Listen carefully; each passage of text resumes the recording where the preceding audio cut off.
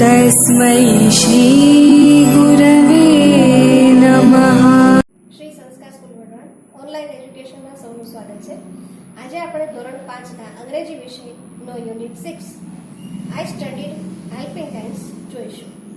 Activity 1A માં કાવ્ય આપેલું છે તે જોવાનું છે આપણે. અહીં તમને ચોમાસા જેવું દ્રશ્ય દેખાય છે અને એક સ્પાઈડર એક ભોંગળામાં થઈને પસાર થાય છે એના વિશેની કવિતા આપી છે. Lincy wincy spider climbed up the spout. એક ભોંગળા પરથી આ સ્પાઈડર પસાર થઈ રહ્યો છે. ડાઉન કેમ the rain and wash the spider out. વરસાદ આવ્યો ત્યારે એ ભોંગળામાં થઈને બહાર નીકળી ગયો. આઉટ કેમ the sun and dried up all the rain. જ્યારે સૂર્ય ઉદય થયો ત્યારે બધો જ વરસાદનું પાણી સુકાઈ ગયું. Vinci Vinci spider climbed up the spout again. અને કરોળિયો ફરીથી એ નાળચામાં જતો રહ્યો. એક્ટિવિટી 2A માં ચિત્ર જુઓ અને તમારા શિક્ષક તેનું વર્ણન કરે તે સાંભળો. Today at Bholabhai's farm. આજે ભોલાભાઈના ખેતરમાં. તમે અહીં જુદા જુદા લોકો ખેતરમાં અલગ અલગ પ્રવૃત્તિઓ કરી રહ્યા છે તે જોઈ શકો છો. જેમ કે રઘુ પ્લગિંગ ધ ફિલ્ડ, એટલે કે રઘુ ખેતર ખેડે છે. પછી અહીંયા કનુ છે તે નારિયેળ ભરે છે. તો taking coconuts in the camel cart, એટલે કે ઊંટગાડામાં નારિયેળ ભરે છે. ત્યારબાદ રામુ છે એ કેરી તોડે છે, તો પિકિંગ મેંગોઝ. પછી કોકિલાબેન છે તે મિલ્કિંગ ધ કાઉ, એટલે કે ગાય દોહે છે. બિલકીબેન અને ભોલાભાઈ છે તે putting rice in the jute bag, એટલે કે કોથળામાં ચોખા ભરે છે. અને મંજુબેન છે એ ફીડિંગ ચિકન્સ, એટલે કે દાણા નાખે છે પક્ષીઓને. આ રીતે ભોલાભાઈના ખેતરમાં જુદી જુદી એક્ટિવિટી આજના દિવસે થઈ હતી. હવે ભોલાભાઈના ખેતરમાં ગઈકાલે કોણ શું કામ કરતું હતું તે સાંભળો અને વાંચો. બાલ દોસ્તો, અગાઉ તમે જે ચિત્રમાં જોયું તે આજની ક્રિયાઓ હતી, તો તેના ક્રિયાપદમાં અને આ ફકરામાં ગઈકાલની ક્રિયાઓ બતાવે છે. એટલે આ ફકરામાં રહેલા ક્રિયાપદોમાં શું ફેરફાર આવ્યો તે તમે ધ્યાનથી જોશો. એટલે કે વર્તમાન કાળ અને ભૂતકાળના ક્રિયાપદોમાં કઈ રીતે ફેરફાર આવે છે તે તમે ધ્યાનથી જોશો. Yesterday Kanu pick mangoes. જો પિકિંગનું પિકડ થઈ ગયું. ગઈકાલે કનુ કેરીઓ તોડતો હતો. Ramu took coconuts to the market. Ramu કોકોનટને બજારમાં લઈ જતો હતો. ટુક ટેકિંગનું ટુક થયું. મંજુબેન અને Bholabhai put rice in the jute bag. Manjuben અને ભોલાભાઈ પુટિંગનું પુટ થયું. ચોખા કોથળામાં ભરતા હતા. Kokilaben milked the cow. Kokilaben ગાય દોહતા હતા. મિલ્કિંગનું મિલ્ક થયું. Bilkiben fed the chickens. Bilkiben છે એમાં એ ચિકન્સને ખવડાવતા હતા, દાણા નાખતા હતા. ફીડિંગનું ફેડ થયું. Yesterday Janaki plough the field. ગઈકાલે જાનકી ખેતર ખેડતી હતી. પ્લગિંગનું પ્લગ થયું. Raghu took the sheep to the jungle. અને રઘુ ઘેટાઓને જંગલમાં લઈ ગયો.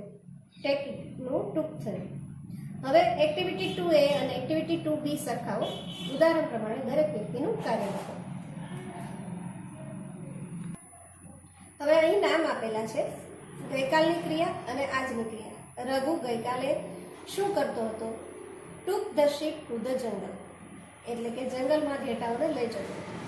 અને આજે શું કરી રહ્યો છે તે પેલા ચિત્રમાં બતાવેલું છે. પ્લગિંગ ધ ફિલ્ડ, એટલે કે ખેતર ખેડી રહ્યો છે. એ જ રીતે કનુ છે તે ગઈકાલે put rice in the jute bag. ગઈકાલે ચોખા જૂટ બેગમાં ભરતા હતા. અને આજે ફીડિંગ ચિકન્સ, એટલે કે ચિકન્સને ખવડાવતા હતા, મરઘીના બચ્ચાને. ભોલાભાઈ પુટ રાઈસ મંજુબેન ગઈકાલે ચોખા ભરતા હતા અને આજે ચિકન્સને ખવડાવે છે. ત્યારે Bholabhai put rice in jute bag, એટલે કે ગઈકાલે ચોખા ભરતા હતા અને putting the rice in the jute bag, આજે પણ ચોખા ભરે છે. આ રીતે તમારે દરેક વ્યક્તિની ગઈકાલની ક્રિયા અને આજની ક્રિયા શોધીને લખવાની છે ફકરામાંથી અને ચિત્રમાંથી. Activity 4A. હવે અહીં ચિત્ર બતાવેલું છે તે આપણે જોઈએ. Last Sunday I visited the zoo. ગયા રવિવારે હું પ્રાણી સંગ્રહાલય જોવા ગયો અથવા તો તેની મુલાકાત લીધી. વિઝિટેડ એટલે કે મુલાકાત લીધી. I left my house. મેં ઘર છોડ્યું. I took the bus to the zoo.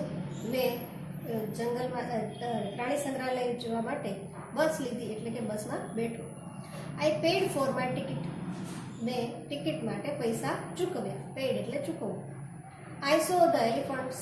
મેં હાથીઓ જોયા. આઈ બાઉટ સમ પીનટ્સ. મેં મગફળી લીધી. આઈ સો the elephants.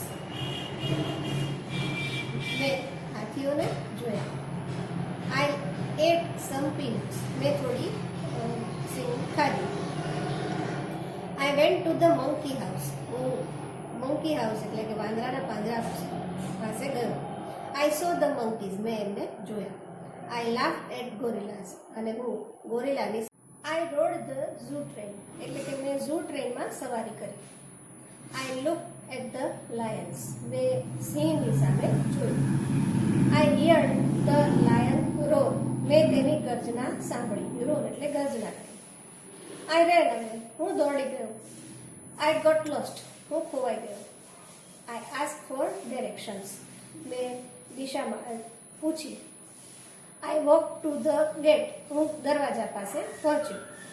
I watch the dolphins. મેં ડોલ્ફિન જોઈ. I said goodbye to the zoo keeper. મેં પ્રાણી સંગ્રહાલયના ગાર્ડને ગુડ બાય એટલે કે આવજો કહ્યું. આઈ હરીડ હોમ. અને ઝડપથી હું ઘરે પાછો આવ્યો. Activity 5. What did he do. રમત રમો. આ વર્ગમાં રમાય તેવી રમત છે. કોઈ વ્યક્તિ શું કરે છે તેનું અનુમાન કરવાનું છે, જે આપણે આગળના પાઠમાં જોયું. Activity 6A. વાર્તા સાંભળો અને વાંચો. Help wolf. મદદ કરો વરુ છે. Once a shepherd boy went to the જંગલ. એક દિવસ એક ભરવાડનો છોકરો એટલે કે ગોવાળિયો જંગલ તરફ ગયો. He watched his flock of sheep there. તેણે પોતાના ભેટાના ટોળાનું ત્યાં ધ્યાન રાખ્યું. He was bored in the afternoon. બપોરે તે કંટાળ્યો. He had a trick for fun. તેની પાસે એક રમૂજની યુક્તિ હતી અથવા તો તેને રમૂજ સૂજી. Help help he cried. તેણે જોરથી બૂમો પાડી. મદદ કરો મદદ કરો. Wolf wolf I am in danger. વરુ આવ્યા, હું ભયમાં છું. The people in the village heard this shout. His shouts. ગામના લોકોએ તેનો અવાજ સાંભળ્યો. They came running there. તેઓ ત્યાં દોડી આવ્યા. The shepherd boy laughed and said. shepherd boy હસ્યો અને બોલ્યો.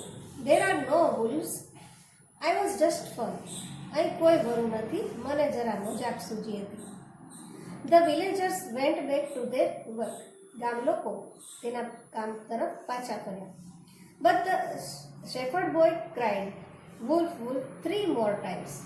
પણ આ ગોવાળિયાના છોકરાને તો ફરી 3 વખત આવી ચીસો પાડવાનું સૂજ્યું. વરુ વરુ કહીને એ 3 વખત એણે ગામ લોકોને બોલાવ્યા. 3 more times the villagers came there. 3 ફરી વખત ગામ લોકો ત્યાં આવ્યા. And 3 more times the boy laughed. અને 3 ફરી વખત તે હસતો રહ્યો. He thought it was a great joke. તેણે વિચાર્યું કે આ તો ખૂબ મોટી મજાક થાય છે. The villagers did not. પણ વિલેજર્સ એટલે કે ગામ લોકો માટે તે મજાક નહોતી. Soon after, થોડા સમય પછી, some wolves really came. કેટલાક વરુઓ ફરીથી સાચે આવ્યા. The shepherd boy cried. ત્યારે ગોવાળિયાએ કહ્યું, wolf wolf. But villagers did not come. તેણે ચીસો પાડી પણ ગામ લોકો આવ્યા નહીં. The boy ran to the village. તે ગામડા તરફ દોડ્યો. He requested the villagers. તેણે ગામ લોકોને વિનંતી કરી. The villagers said. ગામ લોકોએ કહ્યું, we are not fools. અમે મૂર્ખા નથી. And the boy lost all his sheep. અને એ છોકરાએ પોતાના બધા જ ડેટા ખોઈ દીધા. હવે એક્ટિવિટી 6B ખાલી જગ્યા આપેલી છે તે પાઠના આધારે આપણે પૂરવાની છે. Shepherd boy went to the જંગલ. He thought it was a great joke. He requested the villagers, but the shepherd boy cried, "Wolf, wolf." The people in the village came there. The boy lost his sheep, but the villagers did not come. The villagers went back to their works. હવે આ વાક્યો છે એ વાર્તાના ક્રમ મુજબ નથી. આપણે ખાલી જગ્યા પૂરીએ એટલે એ એક વાક્ય બની જાય છે. 8 વાક્ય. આ 8 વાક્ય આડાવડા ક્રમમાં છે એને આપણે વાર્તાના ક્રમ મુજબ ક્રમસર ગોઠવવાના છે. તો પહેલું વાક્ય છે એ પહેલું જ બનશે, પછી 5મું વાક્ય છે તે બીજું બનશે, 8મું વાક્ય છે તે ત્રીજું બનશે, 4થું વાક્ય ચોથું રહેશે, બીજું વાક્ય 5મું રહેશે, 7મું વાક્ય 6થું રહેશે અને 6થું વાક્ય 8મું રહેશે. એને ક્રમસર તમારે એક્ટિવિટી 6C અહીં નીચે લખવાના છે.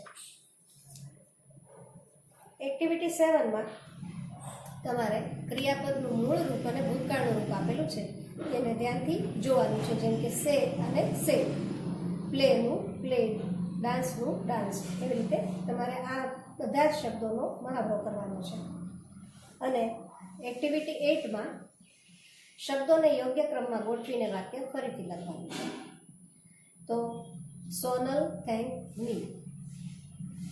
Rima laugh loudly last night. The baby touched the ice cubes.